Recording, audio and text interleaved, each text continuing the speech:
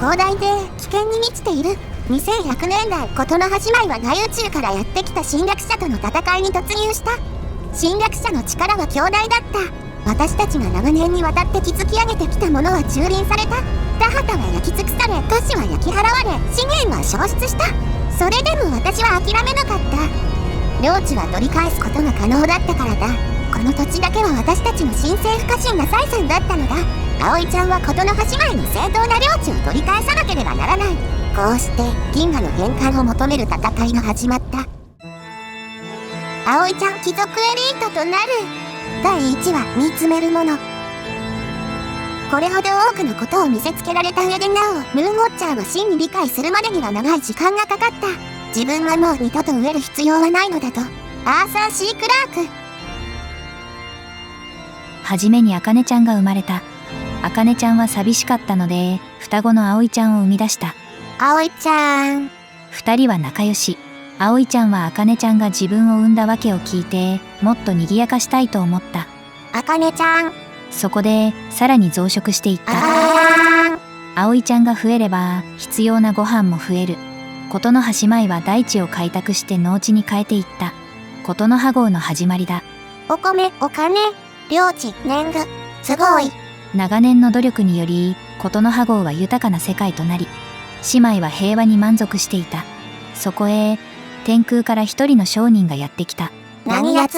異星人は膨大な資源と引き換えに、自分が乗ってきた船と銀河の所有権を引き渡すと提案してきた。計算では銀河の受け渡しが完了すれば1ヶ月以内に損益がプラスに転じるはずです。すごい。安い。銀河の領地を受け取るために、事の葉姉妹は異星人、ミナマール社のゆかりとともに、資源を満載した船で宇宙に飛び出した。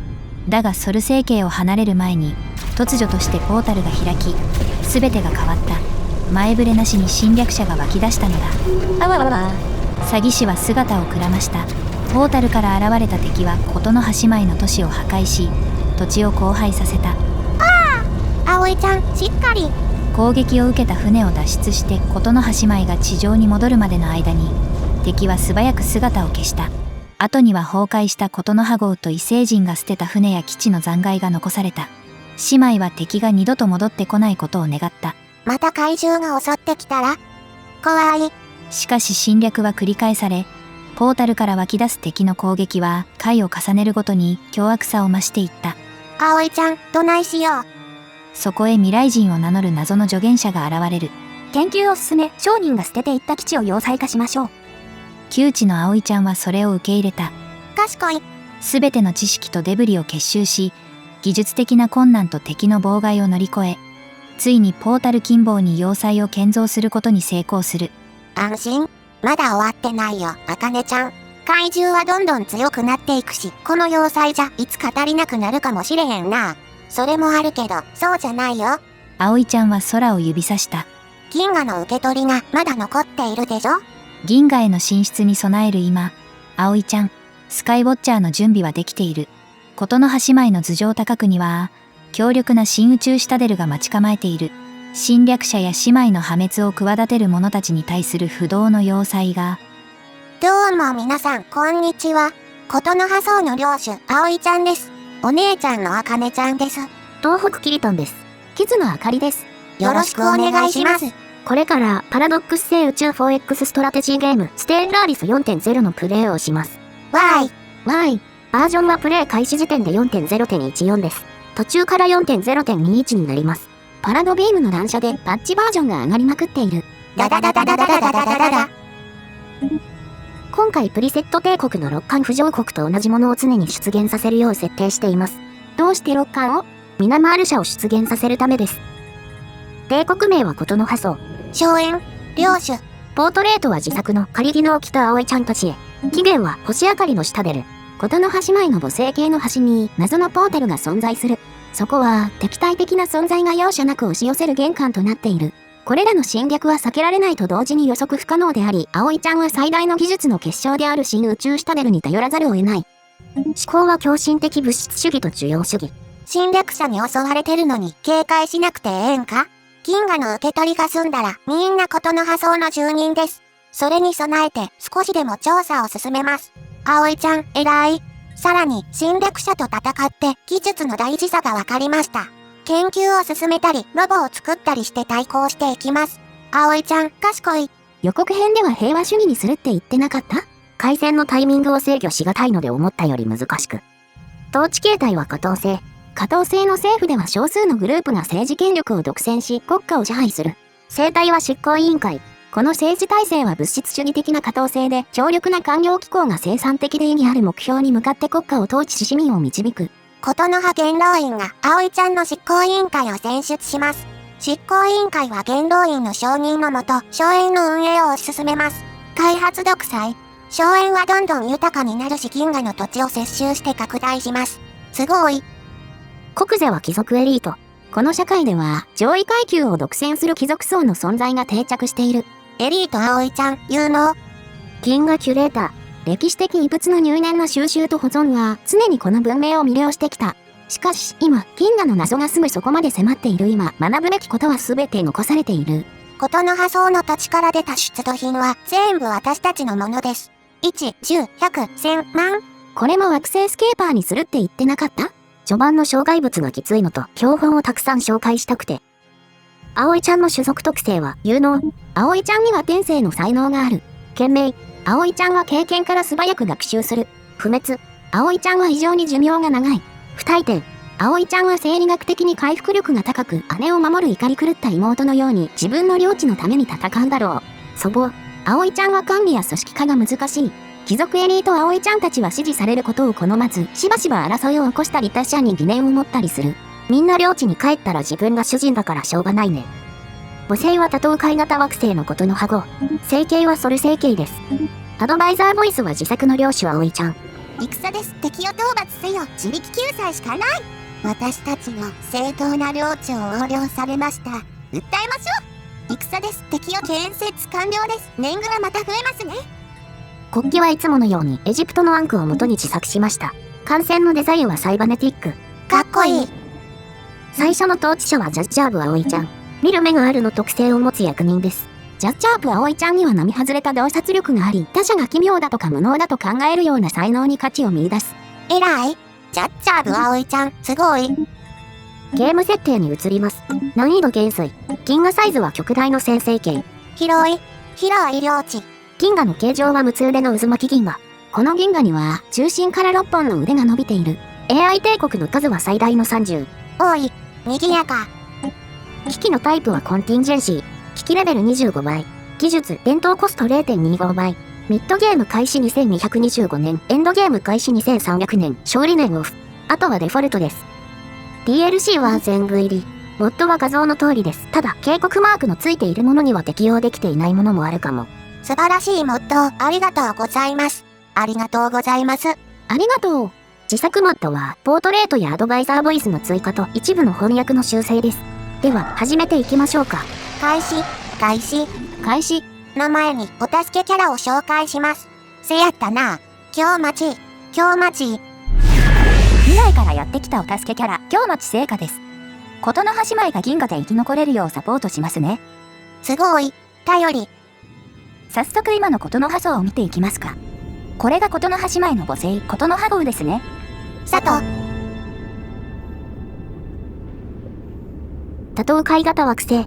窒素と酸素を主成分とする大気と非常に大規模な水系を持つ岩石の惑星。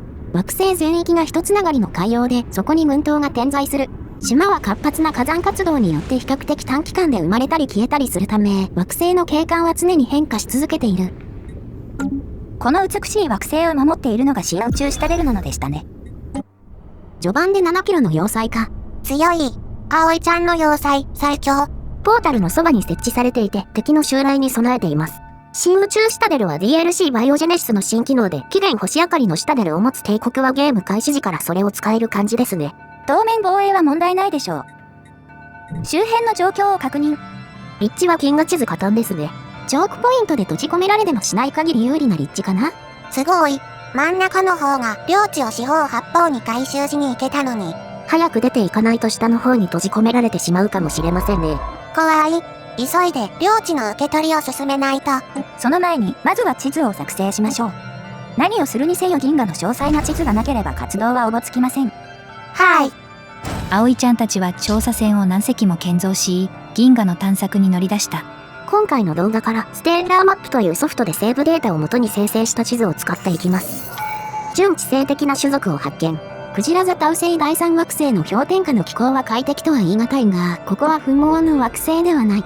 この環境に耐えられるように進化した哺乳類種族がいくつか生息しており、パンナコーナ葵ちゃんはこれらの生物のうちの一つ以上は、ある種の外部刺激を加えれば知性を獲得できると考えている。ダラッシュという超能力を持つ準知的生命体が生息しているようです。すごい。今は技術的に知性化できませんが、いずれことの破層の住人にします。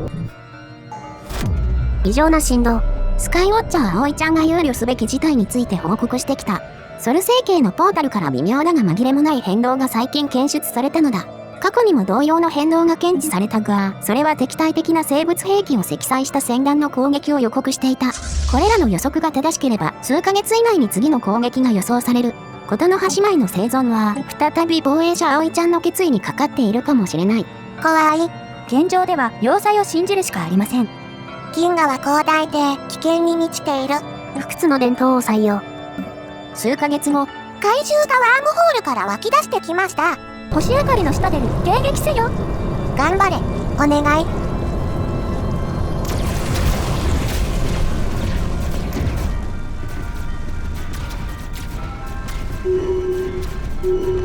勝ちました。やったー。調査船を呼び戻して怪獣の残骸を分析します。賢い。乱高下する測定値。クジラ座タウ星第3惑星を調査していた葵ちゃんたちは、惑星から断続的なエネルギー上昇を検知した。この測定値はタラッシの能力をはるかに超える何か強力なものの存在を示している。調査の結果、エネルギー変動はタラッシの領土の中心にあるモノリス的構造物によって生じていることが判明した。その構造物の周りに好奇心に駆られたタラッシたちが集まっているのが観察されている。この物体の目的を突き止めたければタラッシとの交流は避けられない。調査チームを派遣し、未来のことの破層の中人と交流します。偉い。強風惑星。風速が日常的に時速 300km 以上に達する。そのような風が陥没穴、スロット峡谷や窪地を大地にうがち、この気象からのシェルターとなって内部に生命を反映させている。ささやきのモノリス。葵ちゃんたちの調査チームは、クジラ座タウ星第3惑星にある構造物の調査を開始した。古代の四面体ピラミッドだ。その周辺で奇妙なささやき声を聞いた葵ちゃんたちは、それをささやきのモノリスと名付けた。モノリスはこの惑星の準知的種族タラッシが持っていると見られる原始的な信仰体系にとって欠かせない存在のようだ。未だ道具すら持たないこの知的レベルの種族が複雑な精神的活動を行うことが珍しい。タラッシは縄張り意識が強く、些細なことで興奮する。彼らは葵ちゃんたちの存在に動揺しており、モノリスの周りにますます集まり始めている。構造物に近づきたければ、武力に頼るしかない。葵ちゃん、どうする？モノリスはことの破層の正当な領地で見つかった謎の構造物です。調査は私たちの正当な権利だし、努力義務でもあります。待ってください。貴重な準知的種族を武力で排除するのは危険です。もっと情報を集めてからでも。安心してください。状況ログが更新されました。年貢に影響あるかな？ダラッシュは未来のことの破層の住人です。交流して彼らの信頼を得ていきます。偉い。整形の調査完了です。これはもう実質私たちの領地ですね。入植開始。この星全部私たちの荘園です。葵ちゃんの最初の植民地。コロニー船はシーリウス星系第3惑星に広がるシーリウス号の海に静かに着水した。すぐそこには大規模な列島の沿岸が見えている。この肥沃な島々は食料を育てるのに最適な環境だ。お米、年貢。船は改造コロニー船シェルターに改造されて本部として使われ、炉心部は取り外され植民地の臨時電源として使われている。入植者が上陸し、プレハブのシェルターや建設資材の詰まったテントが船の周辺に次々と設置され、異世界初の葵ちゃん都市が形成された。岩山型惑星。惑星の大部分を広大な海洋と極寒が占める。点在する島々は頻発する地震活動にさらされ、これが特有の変動性を環境にもたらしている。科学の進歩とともにことの破層は発展するだろう。整形の調査完了です。これはもう実質私たちの領地ですね。現在葵ちゃんはシリウス号への入植を進めつつ、周辺の整形を探索中。軍はコルベットで航路探索を行い、調査船は整形の詳細な調査に専念しています。調査の結果、地図左側に出巡ガイア型惑星、右側に海洋型惑星が見つかりました。すごい。この2つの惑星に荘園を建設すべく拡張を進めていきます。艦隊戦です。突撃。銀河地図右側のマーズ星系でジェスラー葵ちゃんの乗ったコルベットが謎の艦隊に捕捉されました。集中砲火を受けるジェスラー葵ちゃん。逃げるんや葵ちゃん。脱出成功した模様。よかったね。よかった。気づかれつつある絆。クジラ座タウ星第3惑星のタラッシと一緒に時間を過ごしたことで、葵ちゃんたちに対する彼らの恐怖心が薄れてきているようだ。葵ちゃんたちはタラッシの社会構造について基本的な理解を深めている。モノリスの周りに群がるタラッシが一段と増えてきた。初期の縄張り行動とは対照的に彼らは取り乱すこともなく何かを期待している素振りさえ見せている。何かが起ころうとしている。すごい。期待。ささやき。ささやきのモノリスの周りに全てのタラッシが集まると、葵ちゃんたちはこれまでに遭遇したことのない現象を観測した。穏やかな感覚が葵ちゃんたちの間に広がり、一瞬現実との接点を失った。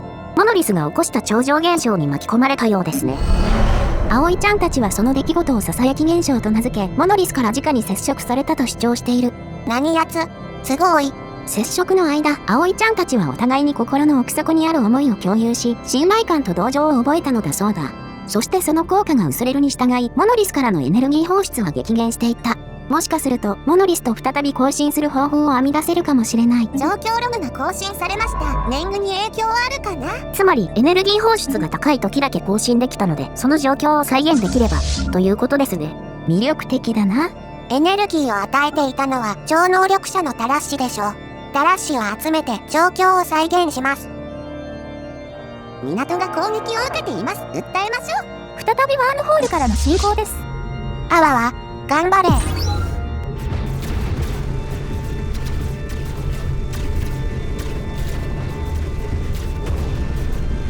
奴らは学ぶ。ワームホールからの敵は葵ちゃんとの戦いに適応し前回より手強くなってきているようです。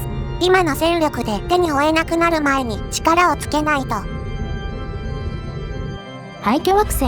葵ちゃんのコルベットが地図左上あたりにあるイリア星系に滅亡した星間国家の残骸を発見したようです。怖い。ポータルからの敵や他の星間国家との戦いに敗れれば、事の破相もこのような結果になりかねません。もっとしっかりしなきゃ。しっかりしなきゃいけませんね。傍観者。葵ちゃんたちは最初のささやき現象の発生条件を再現することに成功し、モノリスと2度目の交換を始めた。今回は現象を維持することで、どこか別の場所からモノリスを介して接触を図ろうとしているらしき存在と交信することができた。その存在は、傍観者と名乗っている。シュラウドに宿り、モノリスを利用して異なる次元から交信しているのだという。エネルギーを餌にするその存在は、満足なもてなしを提供すれば、相応の対価を支払うつもりであるという。何やつ。騙されんぞ。ゆかりさんにバックレられて疑心暗鬼に陥っている。待ってください。現在エネルギー通貨には余裕があります。この程度の出費で異次元から交信できる存在との交渉を進められるなら、やる価値はあるでしょう。安い。あらあら。事の葉姉妹は希望通りにエネルギーを提供し、ビホルダーとの取引条件を満たした。エネルギーを受け取ると、モノリスは高周波振動を発し始めた。そしてモノリスそのものが揺れ始め、周囲の地面を砕きながら上昇した。その全貌は、葵ちゃんたちの最も過大な推定よりも少なくとも倍の大きさはあった。土ぼこりが降り注ぐ中、巨大な八面体構造をしたモノリスは宙に浮いた。タラッシュたちは恐怖で悲鳴を上げ、モノリスはタウケティ3の上層大気に向かって舞い上がっていった。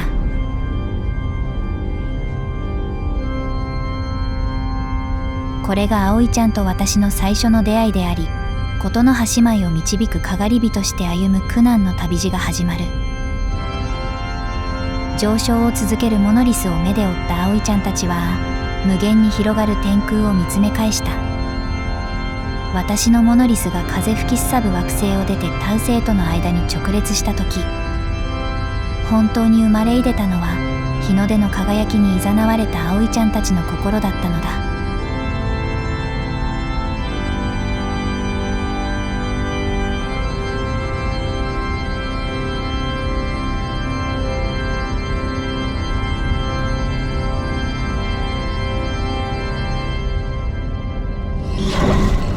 ささやきのモノリスは宇宙航行技術を備えた巨大艦船であることが明らかになった。現在それはクジラ座誕生第3惑星を周回している。すごい。何のためにエネルギーを求める？長い沈黙の後、雑音が通信を満たし始める。それを耳にした者は、気力を削ぐような後悔から抑えがたい欲望まで無数の感情に打ちのめされる。それを遮ることはできない。しかし、その雑音の中であってもできることはある。観察することだ。私たちの荘園のために何ができる？まとまりのない一つながりの囁き声が響き渡る。あらわになる秘密、開かれし後に誘われるままに、シュラウドの始まり。我らは歓迎する。身を委ねよう。導かれよう。どないこっちゃ。あなたは何者だ？驚くべき明瞭さで一つの声が膨れ上がる。儚く、いつまでも口ず、無であり、善である。汝らの言語では言い表せない。我らは目的に等しい。今のところ、それ以上の定義は、汝らには理解できないであろう。シュラウドは広大であり、学ぶべきことがたくさんある。つまり、何者？傍観者、ビホルダーは伝説のパラゴンの一人です。DLC ギャラクティックパラゴンを導入していると登場することがあります。すごい。強そう。葵ちゃん、チャンスやで。もちろん採用します。動く、この上ない喜びだ。長い時が経った。おお、ちゃんとモノリスの完成が出現している。傍観者は囁きのモノリスと結びつけられたレベル10の司令官です。通常の方法では他の艦隊と合流させて指揮させることはできませんが、じゃあ強力な司令官として使うことは難しいのかな。囁きのモノリスは星系内でシールドを無効化させる能力を持っています。序盤なら戦闘で使えるかもしれませんね。すごい。頼り。惑星に降下して建造物として機能することもできるようです。いずれ試してみましょう。はい。ちょっと待って、ジャンプドライブが有効になっている？お気づきになりましたか？囁きのモノリスはサイキックジャンプドライブを搭載しています。サイジャンプドライブは乗組員の超能力を利用して局所的な時空連続体をねじ曲げ、出発地点と到着地点の間の距離をなくすと推測されている。どないこっちゃ。遠くに瞬間移動できるってこと？すごい。この力を使えば銀河の探索を一気に進められるかもしれない。葵ちゃん、賢い。待ってください。ジャンプした先に強力で敵対的な勢力がいた場合、脱出できずに破壊される可能性があります。葵ちゃん、アイディアやったのに残念やったな。ビホルダー、どう思う？設定を探索に特化することで、ある程度破壊のリスクを低減することができる。では、ビホルダーには銀河の探索を行ってもらいます。そんな？銀河には多数の星間文明の存在が予測され、今この時にも私たちの領地がどんどん横領されていっていると考えられます。つるい。銀河をどんどん探索して、まずは状況を把握しなければいけません。偉い。それにミナモール社を見つければ銀河を保証してもらえるかも。賢い。銀河を保証。というわけでビホルダーには銀河の探索に旅立ってもらいます。こうしてモノリスはタウケティ3の軌道上を旅立ち、葵ちゃんは広大な銀河に向かって真の旅立ちを果たした。助言者の警告を無視して開始された壮大な探索は琴の葉姉妹を希望と絶望に満ちた世界へと導いていく。そして葵ちゃんたちが宇宙の冷たさに焼き尽くされるのが先か、葵ちゃんたちの独善的な熱意が銀河を征服し尽くすのが先か、それはまだ私にも誰にもわからなかったのだった。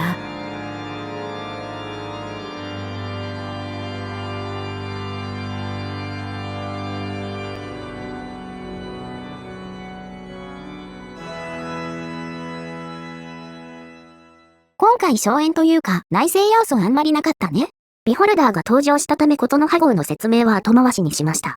コンセプト的に今シリーズは内政も頑張っていきたいですがどうなるかはわかりません。ゲームの進行次第だね。そういうこと。